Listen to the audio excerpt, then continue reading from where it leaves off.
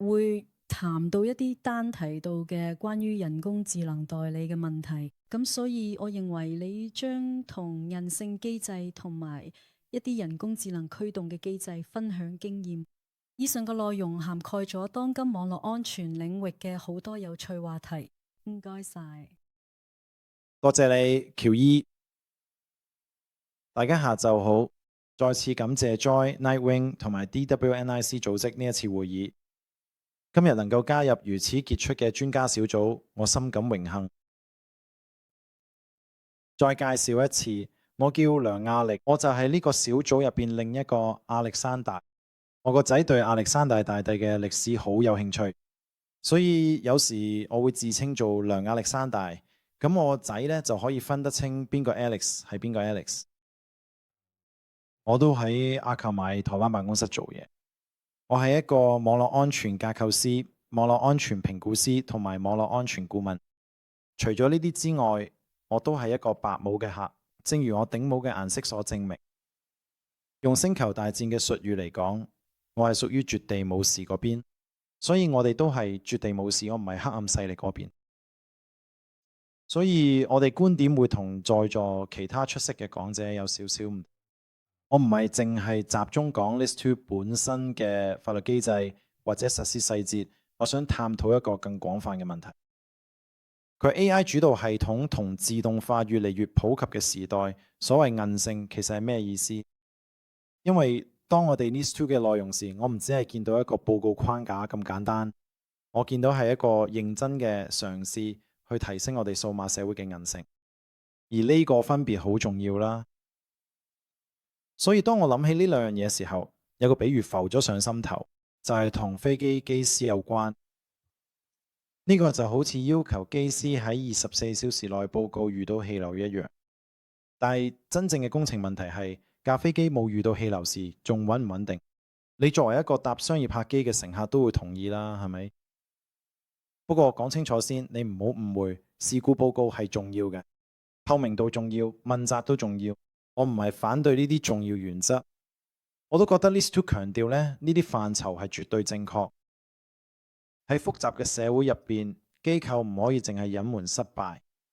我都同意所有持份者共同意識同協調應對係必須嘅。我真係相信務性係一樣更加深層次嚟嘅。禁性唔淨止係喺失敗發生之後去描述失敗嘅能力。我認為嘅性係系統、機構同人哋不確定同壓力之下都可以繼續運作嘅能力。而呢個挑戰隨住 AI 深度融入現代數碼基建變得更加重要。所以今日AI 正以驚人速度加快系統嘅建構同運作方式。我哋而家見到 AI 生成嘅程式碼、自主代理、AI 協助嘅操作、自動化工作流程，仲有越嚟越複雜、互相連接嘅系統。所以有時啲人會搞笑嘅叫呢啲做 vibe coding， 感覺編碼。你可以透過 AI 提示去表達你嘅意圖，然後部機就會幫你生成實現方法。呢樣嘢真係有好大嘅威力，呢種力量係無可否認嘅。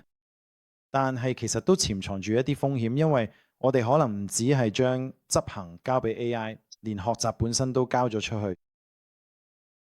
有句好出名嘅說話，嚟自一位偉大投資者巴菲特。個風險就係嚟自你唔知道自己做緊咩啦。我覺得呢句說話而家越嚟越貼切。喺 AI 時代，因為現代系統變得容易建立，部署得更快，但係反而更難深入理解，而且有一種危險嘅錯覺會出現，就係以為揾到答案就等於明白晒。如果技術團隊入邊嘅人真係明白個系統，真係明白我哋建構嚟啲咩，我哋又點可以真真正正喺24小時內做得到徹底嘅事故報告呢？例如，假設有個資訊系統壞嘅，發生嘅系統故障，根據呢兩條規定，我哋有責任喺24小時內報告呢件事故。我哋唔可以話唔好意思，我哋唔知點解個系統會壞，因為佢嘅源代碼係2年前嘅聊天機械人度複製貼上翻嚟嘅。大吉利係，我哋絕對唔可以咁講，啱唔啱？所以真正嘅理解其實係比一般聊天機械人用家想象中更加深入。我有位同事最近提起咗哲學家 Michael Pollan，佢話過：我哋知道佢哋其實多過我哋可以講出嚟嘅嘢。呢個就係所謂經驗知識嘅概念。例如大部分人都可以即刻認得自己朋友咁樣啦，係咪先？好似我記得 Daniel 咁樣，我見過佢，尋日見過，今日我都仲記得咗個樣。但係如果你問我點樣用言語去形容我哋面容識別算法，我真係講唔到俾你聽。但係其實好多工程專業知識都係咁樣運作，好似判斷力、直覺、模式識別咁。所以呢個就係用 AI 聊天機械人嘅做軟件開發嘅一個根本限制，因為有大量嘅經驗知識會被切斷。咁你同聊天機械人對話嘅時候，因為根據定義，經驗知識永遠唔可以成為你同 AI 代理人對話嘅一部分。所以我覺得呢個令我攞翻起 NIST。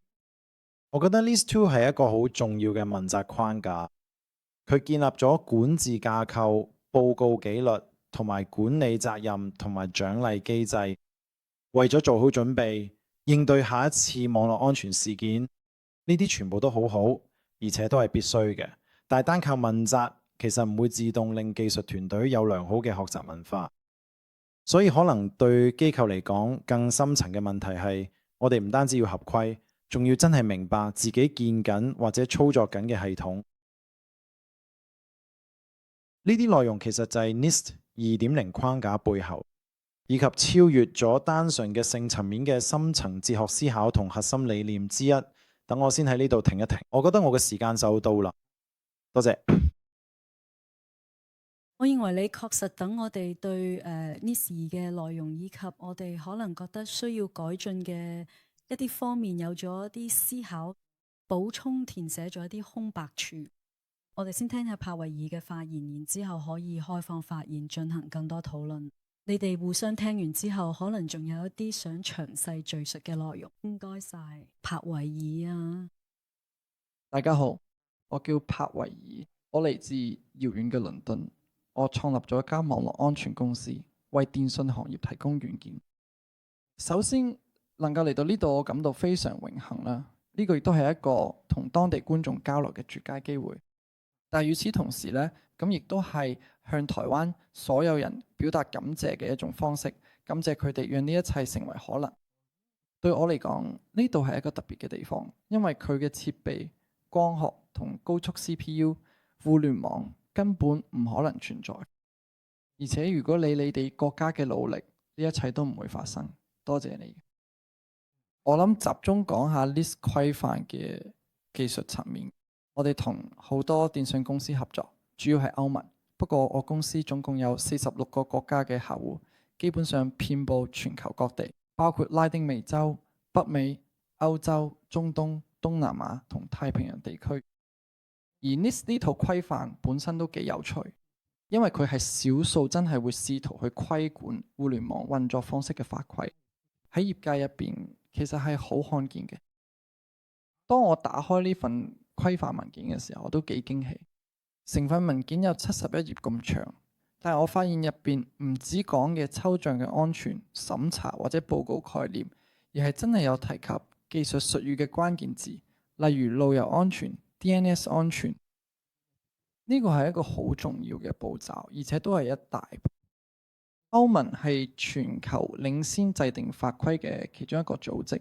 而佢嘅法規都以唔同形式被世界各地採納。我會話呢個都係我哋點樣喺互聯網基礎設施規管嘅第一步。當然我哋之前都試過好多次想規管互聯網，例如我所講嘅間接角度，包括數據、兒童安全、身份認證、金融行業嘅 EUC 程序等等。但 NIST2 其實係試圖規定你互聯網應該點樣運作。而其中一個議題就係佢喺法規入邊明確咁涵蓋嘅，唔只限於歐盟範圍。佢公開承認網絡安全係一個全球性嘅概念。以我自己嘅經驗嚟講，我哋必須要全球合作，先至可以令互聯網更加安全。其中一個喺 NIS2 法規入邊簡單提過嘅議題就係叫做路由安全。而呢個議題咧特別有挑戰性嘅，因為 NIS2 法規要求喺好短時間內報告。但係呢個議題嘅問題同挑戰就係，你幾乎冇可能發現自己係唔係成為咗呢類攻擊嘅目標，因為呢啲攻擊好高明。如果係由國家級勢力發動，佢哋甚至可以隱藏幾年都唔被發現。等你發現發生啲咩事嗰陣，損失已經好嚴重。我會話喺我公司主要業務範疇入邊，最出名嘅例子就係 DDoS 攻擊。可惜我哋一般文件入邊揾唔到有提過 DDoS， 但我會話其實好多地方都間接涵蓋咗呢個問題嚟嘅，用好多唔同嘅方式。因為我哋見到過去2年左右 DDoS 攻擊已經唔再只係針對某啲特定服務，而係變成針對整個基礎設施嘅威脅。因為我哋業界對現代攻擊可以有幾大，其實一直都抱住好悲觀嘅預期。每次我哋咁漲，然之後話下次最嚴重嘅攻擊會有幾多個 terabits， 我哋有冇預期？亦都用咗好多經驗，但現實係依家遇到嘅攻擊規模比我哋10年前最壞打算仲要大10倍。聽落可能唔太好，但係我都想用正面睇嘅角度去睇呢件事。攻擊越嚟越大，其實只係因為互聯網發展得好快。因為要做 DDoS 攻擊咧，其實你要喺互聯網上面傳送大量流量，再加上因為微晶片、光纖同光子學嘅發展，我哋先至做到呢啲嘅。咁所以其實只係一個現象啦，反映大家都做得好好啦。但係有一個重大嘅轉變，所有國家都要正視。我會話特別係台灣，因為對台灣嚟講，網絡安全同路由安全可以話係最重要嘅事之一。因為對於島嶼嚟講，佢哋好依賴海底電纜嘅路由安全，同埋國內有限嘅入境點，呢啲都可能會受到地震或者某啲人惡意行為影響。呢啲一定要監察住，要認真考慮。可惜從技術層面嚟講，實施 NIS2 法例係極之困難，因為有關技術討論嘅資源非常有限。我哋聽過佢真實公司真係電信營運商，佢哋真係試過佢自己基建度實施 NIS2 同埋相關規管。我會話佢哋嘅感受都幾失望，因為真係遇到好多實際問題，例如佢哋喺自己網絡入邊遇到好多惡意活動嘅問題，佢哋有好多 DDoS 攻擊嘅問題。咁佢同監管機構咧都經常有好多問題，例如有人可能會因為某啲違規行為而告誡嘅，而且監管負擔越嚟越重，對競爭一啲都冇好處。佢哋唔可以專心做生意，反而要花好多時間應付監管要求。講翻 NIS2 規管嘅好處，我會話呢類規管開始唔再淨係由公司嘅律師處理，因為大部分嘅監管工作都係由法務部門負責嘅。工程師們咧就安全有序咁樣遠離咗嗰度。有時佢哋會遇到問題，但係實際上咧呢啲問題並唔涉及深奧嘅技術細節。但 NIS2 係立法案例之一，咁實際上深入到咗技術層面，咁並非淨係填寫問卷確認合規性，然之後就結束咗啦。好遺憾，唔得。而且由於我哋從監管文件同埋監管機構實際想要達成嘅目標中，清楚地睇到下一代此類立法將會更加深入技術層面上面。我哋可能會有更清晰嘅説明點樣安全嘅實施路由，點樣安全嘅傳送數據。我會話整體嚟講，呢樣對業界同大家都好有益，因為我哋太依賴互聯網，所以一定要盡量保障佢哋安全。而呢個都係其中一個步驟。但我會話更重要嘅，甚至好似今次嘅，係要集合唔同背景嘅人，包括電信業、政府部門、網域名稱研究、雲端服務等公司、論壇、電子產品生產商一齊揾方法，咩先係最好嘅方法？可能呢，因為每一次如果業界可以自己揾到解決方法，可能會比政府提出嘅方案好得多。呢個就係我哋重點。我真係好想多謝大家參加今次嘅環節，一齊傾下偈。多謝大家。多謝你 Pavel。呢啲就係我所有講者嘅觀點啊。今次呢個環節呢，其實我哋用 NIS2 作為一個切入點去促進討論。當然仲有彈性 AI 推動佢哋，仲有好多唔同範疇我哋可以討論。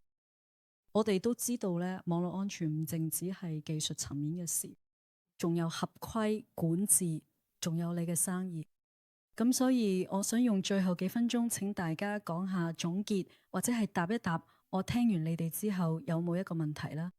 因為正如我哋講過咧，佢唔淨止係技術層面啦，你會建議機構領袖佢哋應該優先做啲咩？可能係未來12個月，又或者對我哋現場咁多技術夥伴，你有咩建議啊？今日咧，我哋嘅觀眾席上，所以請選擇你嘅答案或者評論。亞歷山大，我就從你開始啦。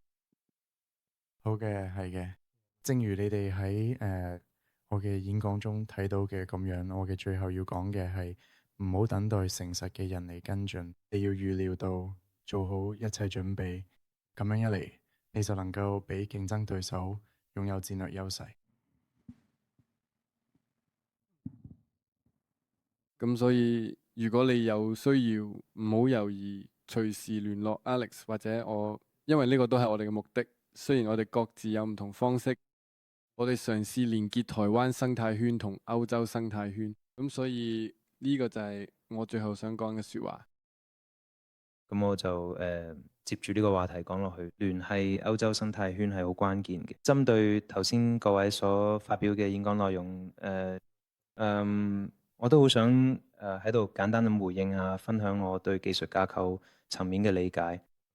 至於具體嘅規管細節呢，其實都係由各組織啦同專家之間共同討論出嚟嘅，亦都係大家齊心協力共同創造出嚟嘅知識財富啦。我想喺結尾時強調一下，反思下最終嘅挑戰近性。好明顯啦，呢樣嘢唔係純粹係技術層面嘅事，其實好大程度上係人性嘅事。而家係 AI 時代，知識可以外化，但係我哋都要睇下有乜嘢一定要保留喺內部，唔可以外泄。會唔會就係我哋嘅理解、判斷同埋責任呢？咁作為人類，有啲咩係我哋一定要保留住嘅呢？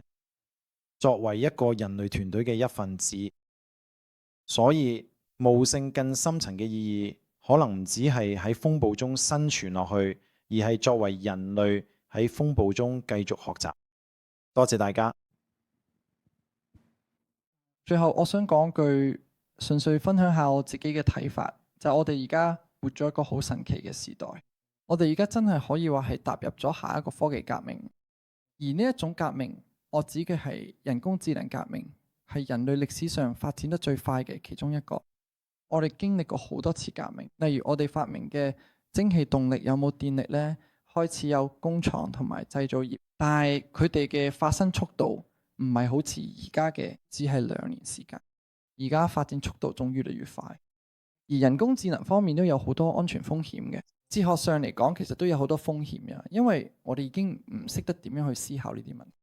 但係每一樣新工具出現，無論係全球最大嘅公司定係最聰明嘅人，其實大家都未完全知道點樣用人工智能。但係要揾到答案呢，唯一方法就係盡量去用嘅。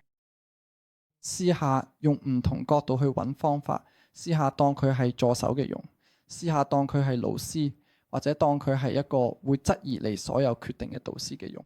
因為呢個係唯一可以令我哋真正學識點樣可持續嘅用人工智能，而唔會對社會同經濟造成負面影響，反而可以帶嚟好大嘅貢獻，為人類同我哋整個社會帶嚟一個可靠又繁榮嘅未來。唔該晒，感謝我出色嘅演講嘉賓 Alexandra、Leo、Dan、Alex 同 Pavel。當然啦，我仲要非常之感謝我親愛嘅觀眾朋友們，多謝你哋嘅陪伴。咁本次會議就到呢度。如果各位發言者有任何問題或者意見，請稍等片刻，同我哋進行一啲溝通。唔該晒。